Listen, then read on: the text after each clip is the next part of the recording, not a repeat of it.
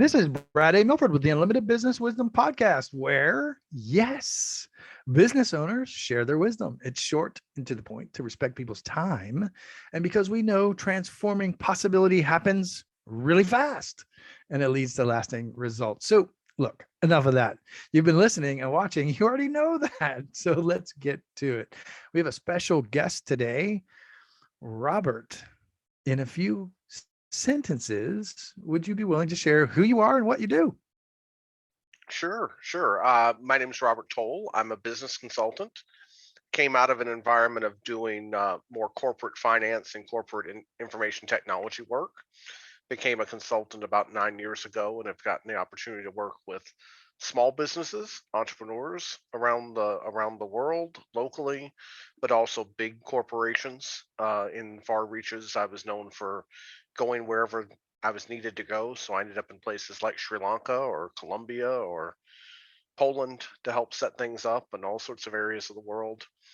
And recently wrote a book called Don't Be Dumb that's based off my business experiences and to pull together my mistakes that I've made and how people can learn from them, particularly entrepreneurs at different stages of their entrepreneurial journey, and learn from my hand on the hot stove type of experience.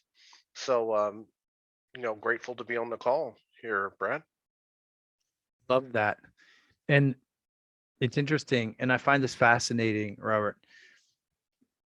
Through my experiences, now I joke around about being a mistake expert.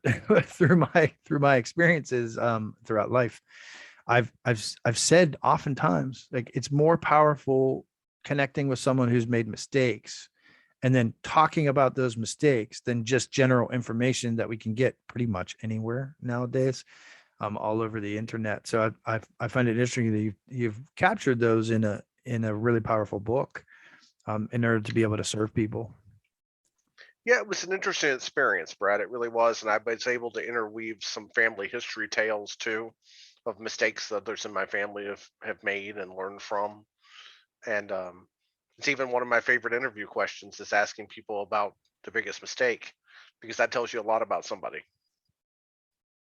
Well, okay. So you just said that. I would be remiss if I didn't say, what's one of the biggest mistakes you've ever made, Robert? The list is probably too long for our time here today, Brad. But Get the book. I had one. I had one that I called the worst conference call in history, and I made the mistake of using the client's conference call system for the great introduction to hundreds of people around the world after trying to get the client for 4 years. And their conference call system interrupted to announce everybody that joined. 30-minute call, first 10 minutes were beep, beep, beep as people introducing people. 10 minutes that I could talk, and 10 minutes of people leaving early because it was worthless and announcing their departure. And meanwhile, I'm scrambling trying to get my IT person to change the settings, and it wasn't our system and couldn't get it fixed. And I sat there for about 30 seconds, and I was in London with the team and thought, that's it, we're done. They're not even going to pay for us to fly back to the US. It's over. And I had to find a way to solve it, and went down and owned it as a mistake. I wanted to blame somebody else. I could have blamed their system, but instead I owned it and said, here's my recovery plan and how I'm going to make it better. And have another call and a different system and two more calls to cover everything before the word could get back and get canned as a result of it, and managed to recover, and it turned it into like an 18-month assignment as a result. But I thought it was over, Brad. It was over. Nice. I'm sure that's a great story in the book. I'm sure the way you share that, there's some, just in that short description, there's some lessons in there, right? Owning your mistakes, not blaming others, standing up to it. So look, every entrepreneur knows, find an opportunity and solve it, right? Solving problems. Yep. There's some problem solving in there. There's some deep stuff rolled up in absolutely. And you're going to make mistakes. If you're not going to make mistakes, you're not doing anything. So, and I think that's what are you afraid of becomes a concept that, I'm working on right now, is almost a fear quiz to ask entrepreneurs what makes you afraid. because based off their fears, then you can find a way to address those fears. Love it. I love it. One of my favorite statements that ties right into that. It's just like fail fast, falling forward. Love Yes, it. yes. I It's love what you're better than saying. I made one mistake just as a laugh based off of that. Was myself and a colleague saw these faster, faster till the thrill of speed overcomes the fear of death as a quote. And we decided to put it on like a polo shirt for our staff. And colossal mistake. They became known as the death shirts. They thought we wanted to kill them and work them to death. It was just horrible. Oh no. Horrible. We had to burn the shirts. It was just horrible. This is interesting. I like where this is headed, Robert. This is good stuff. Question number 2. What's the Yes. best thing about being in business? I like being in control of your own destiny. I like being able to drive forward, make the mistakes, pick yourself up. I particularly like helping other people. I love solving problems. I get very bored if I'm doing the same thing day after day. And in business in general, if you have your own, but also in a consulting business, it's you're there to help people fix their problems. And then you fix them and you move on. You don't stay embedded in an organization forever and get bored. Nice. Would you be willing to repeat that last statement? The whole thing. Just the last part of that Don't you statement. just stay embedded and get bored? Yeah. Yes. Yes. That's. I can't stand it. I can't stand the thought of just doing the same thing day after day. That's great. I love it. I know any entrepreneur who's listening or watching right now is, yeah, that's me. I don't want to be embedded in there forever. Then you just No. I mean, it's like going back to corporate. Exactly. So, Exactly. No desire. however, the reason why I asked you if you'd be willing to repeat that is I think, unfortunately, too many of us, I would venture to say, find ourselves in that situation more often than we would want. So I wanted to highlight and showcase what you said because there's actually a valuable lesson in there. Don't get yourself into that kind of situation where you're stuck. And I've been there before, Brad. I've been there with they tangled a severance package in front of me without an end date for a company. And I was told by recruiters, if they tell you to mop the bathrooms, you can't leave. But it was just one step away from torture to just sit there with nothing to do and just hope nothing broke and be there in case something broke and fix it, and then go back to being bored again. And it was a rotten year of my career. It really was. That sounds like nails on a chalkboard to me. It was really rough. I begged at the end. We rode down the organization size where I was from 400 people to I was one of the last 17, and I begged for them to let me go. Please put an end to this. Wow. So takeaways there for anyone listening, watching. Be really careful not to put yourself in that position. I love it. Indeed. Question number 3. This is a fun one, Robert. I know you'll love this with the vast experience that you have. We hear from other business owners. They're getting so much business. Yes, today. So much business that sometimes the chaos causes some feelings of overwhelm. Would you be willing to share your thoughts on that? Um, I was influenced very early by an author. I believe it's Michael Gerber that wrote a book called the 𝐒.𝐄.𝐲, and then it had a revisited version later. But it was all about putting the org chart for the future state together, even if you have to fill all the roles at the beginning. But think of what hat you're putting on, and then take off the hat and give it to somebody else so you have the roles defined. And I think that's how business owners need to cope with this: is when's the time to staff up, whether it's outsourcing, delegating, finding somebody else to take on different roles and responsibilities. What are you good at versus trying to be everything to everyone? And people fall into that trap, or even the worst, which is go to what you're not good at and ignore what you're good at. And I've seen that one many times. But it's also delegate, not abdicate. Spend the time training the people, have the roles described, have things there, and don't just give it to them and just hope it works. But truly delegate and empower people to solve the problems. I love that. I love all of that. What stands out to me about is the last portion of what you said. So love Michael Gerber, love his books, foundational work for many, many entrepreneurs, and beyond. Great stuff. I consider it a classic work. Great stuff. And what I really like about what you said is the delegating. Can we dive in that just a little bit more? Because sure, of course. I like the way you said that, to delegate and not abdicate. What kind of, can you just, from your perspective, can you speak into that just one notch deeper? Would you be willing to do that? Absolutely. Abdicating is, I mean, I'll start with the inverse of what you shouldn't do. Go do this, get this done. And then the person you gave it to is going, okay, well, I don't know when to do it. I don't know how to do it. I haven't been trained to do it. Where are the tools that I need to do? Do I have the support from the person that gave it to me? I got nothing. I'm just supposed to figure this out.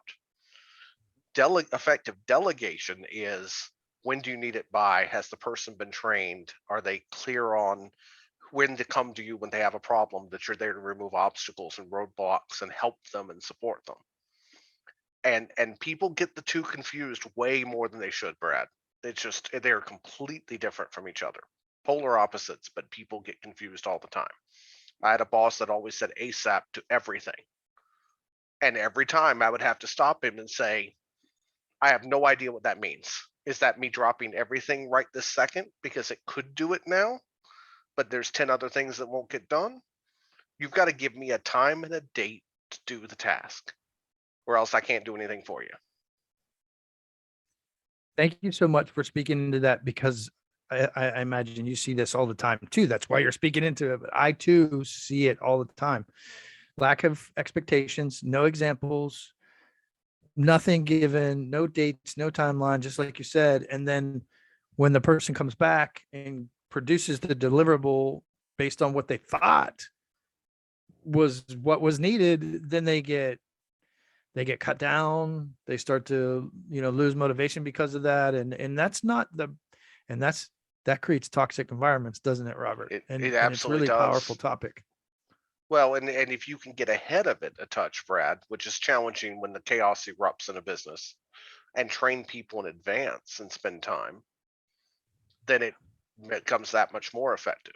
So whether it's using a tool like Microsoft Excel, I've forgotten a whole lot about the tool, but I know what it can do. In my years of experience, if I can teach people how to use it more effectively, even if right now they don't need to use it that way, it'll help them down the road.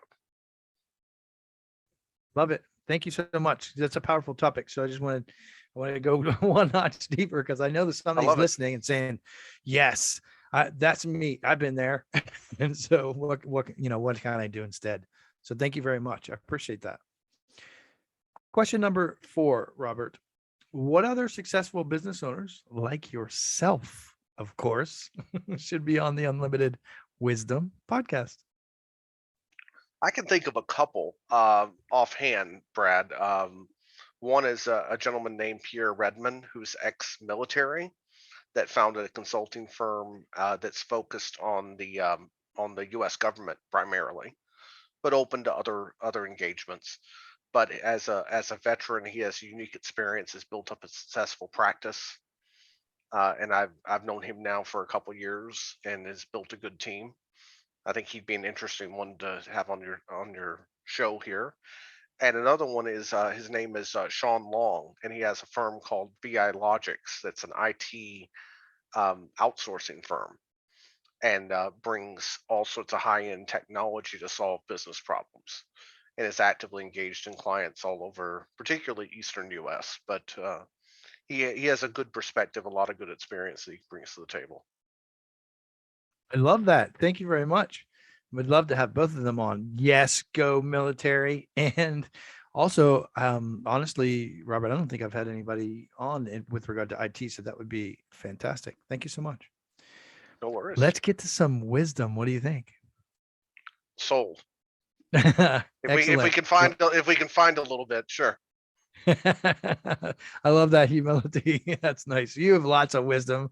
I know it. What piece of wisdom would you share with other business owners, Robert? One thing that I've found, and I will admit I failed miserably at the first time I rolled out this concept. Another one of those mistakes, and then found a way to make it work, which is something I put in place with teams called Eliminate Stupid, which stands for not a person, but slow, tedious, unproductive, inefficient, and duplicative. And by engaging your teams and saying, here's a stupid sighting report, tell me what you see that doesn't make any sense, and give me your ideas of how you'd solve it. And rewarding them with something very simple like a $5 Starbucks gift card. I'm not getting paid by Starbucks, but something simple like that, a $5 gift card.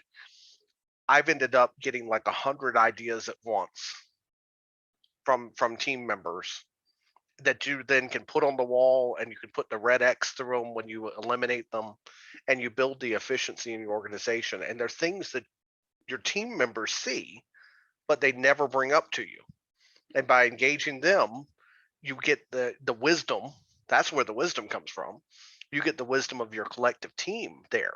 I had somebody that was the lowest person on my team from a level standpoint and experience, brought up just a fantastic idea that saved massive amounts of money, efficiency in her job, efficiency in other people's jobs, and fixed a potential accounting problem for a publicly held company where things could have gone really, really bad with what was happening.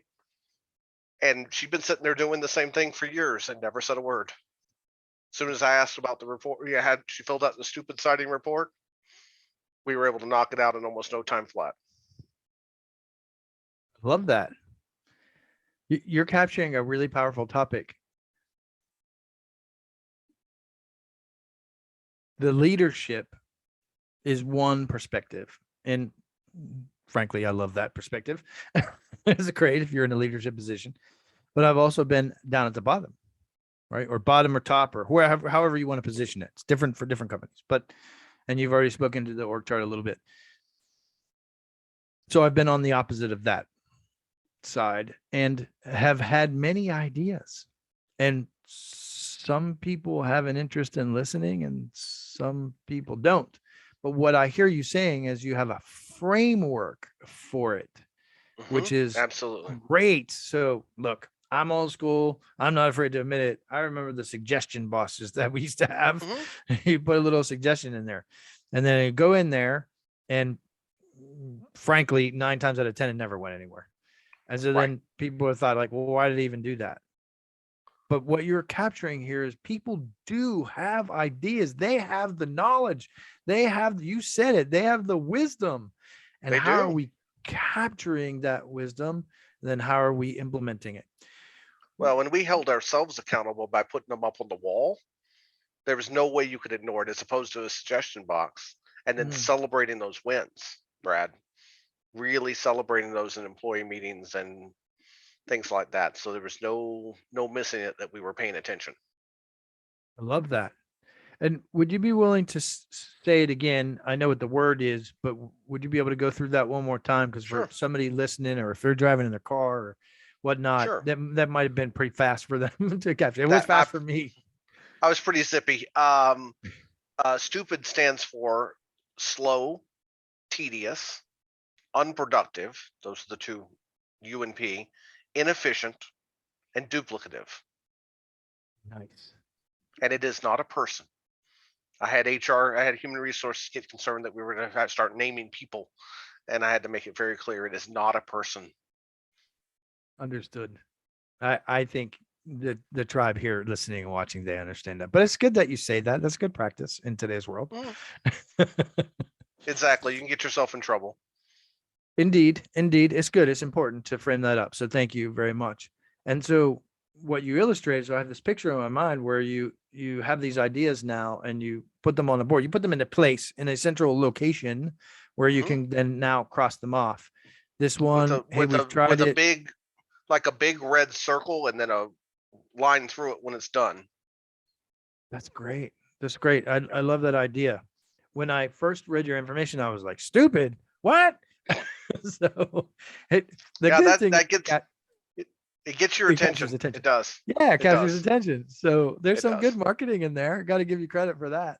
It's fun too. I bet uh, people could have fun around it if they were open, Oh, right? If they don't just shut it down absolutely. and they're just closed off to the idea. I think you could have a lot of fun around this, and I imagine it's really powerful. What kind of Well, results have you seen from this, Robert? well, I've seen it to the point that this was with a larger company, but we were going through restructurings and Mhm. layoffs. We didn't Mm, have any in my department. Why didn't we have any in my department? Because we were constantly doing the eliminate the stupid. And so mm, we were taking on the work of other people and other departments. And people just didn't want to mess with us because we kept taking on more and more work without requiring any more staffing. mm. Nice. So we were doing the work. I mean, I had what the best example I had was the work of 4 people. We took it, I gave it to my one of my best guys and told him, I need you to take on this work. And he's like, but it's 4 people's work. And I said, right. And you've got 30 days, work it down to where you can get it done. Eliminate stupid, do the process. And if a month goes by and you can't solve it, we'll tackle it some other way. Within a Love month, it. he was doing it solo, no problem. Within 9 months, it was taking up like 2 days of his month. This process that consumed 4 people before full time. I love that. And so What's running? people didn't want to What mess with that. I love it. That's great results. There. What's running through my mind right now is you're capturing. So I have some exposure to large companies, which I think like similar to what you're describing, right? And so you're capturing some pieces from things that are known, a little more known, that are effective, like Gemba boards and sprints and Scrum and things like that. And you've made it really okay, brace yourself, everybody. Stupid, simple, Well, and I fun. think you're right, Brad. And I think part of it I have the advantage in some ways when working in bigger companies in the past. But I also worked at a small bike shop as my first job in Southern Alabama and had to go through the startup process with an entrepreneur. I worked at my grandfather's shoe store and had to look at how he ran it with no technology and just found a way to get it done and be a successful business. So I sort of translated those early jobs into corporate America and sort of cut through some of the nonsense and just make things happen, perhaps a touch more effectively than implementing some major program that would take forever to get off the ground. Yeah, I love that. That's really what I wanted to highlight. And it's look, there's lots of great programs out there. And, black, you can become a black belt to take this certification and that certification. But when we get something that's really powerful and we make it simple, that's really powerful, and it can be really fun. And Oh yeah, so I find this fascinating. thank you.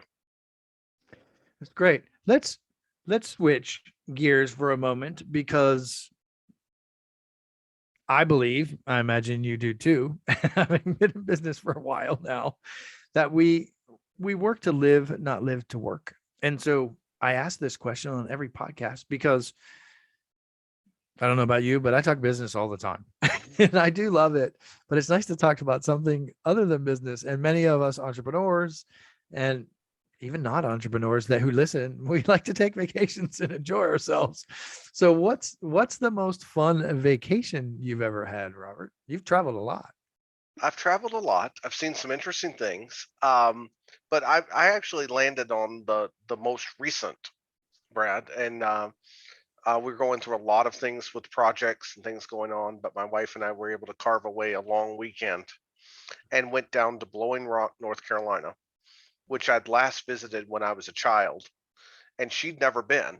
And we got to experience it, both the relaxation of staying in a um, older hotel that had been around since the 1800s, Nice. seeing Blowing Rock, going to Grandfather Mountain on a swinging bridge, and even the Tweetsy Railroad experience and all that. And I got to see it through her eyes, seeing it for the first time, but also mine for the first time since I was like 7 or 8 years old.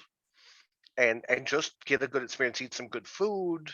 You know, got to an English. They have an English pub in downtown Blowing Rock that had great English food actually, which was you sort of roll the dice. You don't know quite what you're going to get, but it was great. And we did the ride down on the Blue Ridge Parkway, up and down. So it was a very secluded, nice. It was in May of last year. It's a really nice experience. That sounds wonderful. It really does. It sounds. I love trips like that. And the Blue Ridge are beautiful. So beautiful. Yeah. So we live. My wife calls them her mountains. You know, they're her mountains. Where now we I know live. who owns them. I always wondered that. They're her mountains. Enough to where we're sort of surrounded by them where we live in Southwest Virginia. So it's a nice place to live. I love it. Robert, I know you are working on a number of things, and you have a number of campaigns. You got a book, you have some cool stuff going on. So before we close here soon, would you be willing to share some of the things that you're working on for the benefit of others? I'd love to hear what you're working on right now.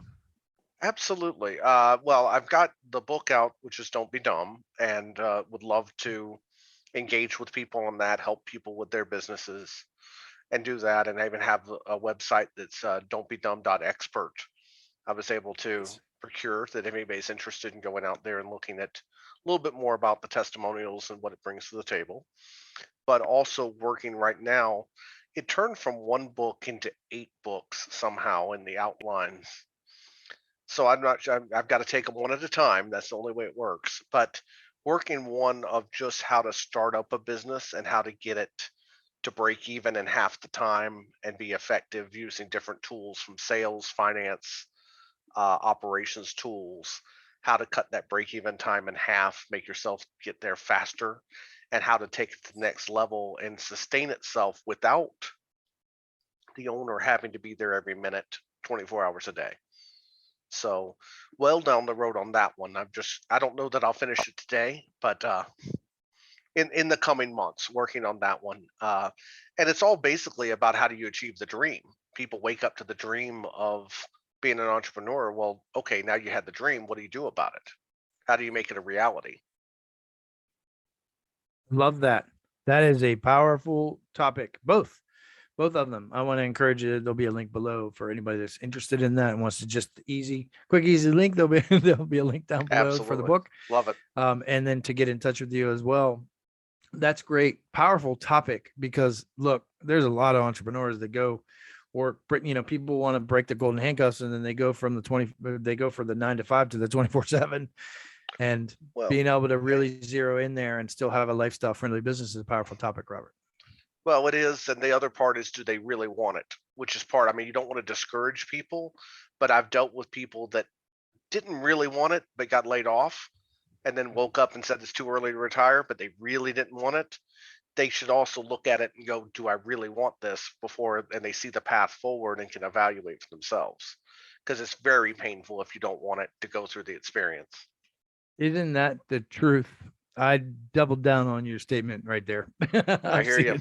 See it too, and I double down, and it's that would be powerful. Do I really want this? I think I want it, but how do I know if I really want it? That's a powerful topic. Was it really a lifelong dream to be an entrepreneur, or did it just happen to you because you got laid off? Yeah. There's a number of that going around. Powerful subject, Robert. I appreciate it. It is. Yeah. Thank you so much for, I know you took a chunk out of your day. You crafted a chunk out of your day to actually be here and to be able to serve. And I want to celebrate you for that. So I know you mentioned one website. Is that the best way to reach out to you, or is there another way? There's another one that's 636advisors.com, which is named after elements of my family history, which we can talk about that. I think it's even on the website if people are interested. But it has links to click and email me and learn more about my consulting business and so forth. Fantastic. So I encourage you all to go check it out. do a little due diligence. Check it out. Reach out. Contact. Absolutely. I love it. Real power in conversations and reaching out to people. And the reason why I say that is Some people are just afraid to do it. So don't be scared. Reach out, have a I'm conversation. here. It's powerful I'm here. stuff. I won't bite. I'm here. I'll listen. Yeah, it's good stuff. I want to encourage you all listening and watching to do so. So again, Robert, thank you so much for the investment of your time. I celebrate you. I look forward to reading your book. And I mean that Thank you, sincerely. Brad. So I look I forward to it. appreciate it very much. Thank you for the time. Likewise, this is Brad A. Milford with the Unlimited Business Wisdom Podcast. We're business owners. This is fun, making 5, 6, 7, 8, 9, 10, 11, 12 figures. Look, there's a lot of talk about that on the internet, but of course, it's about the money, but it's not all about the money. It's also about sharing wisdom globally and creating impact to make the world a better place. There's unity in community. Thanks for joining us.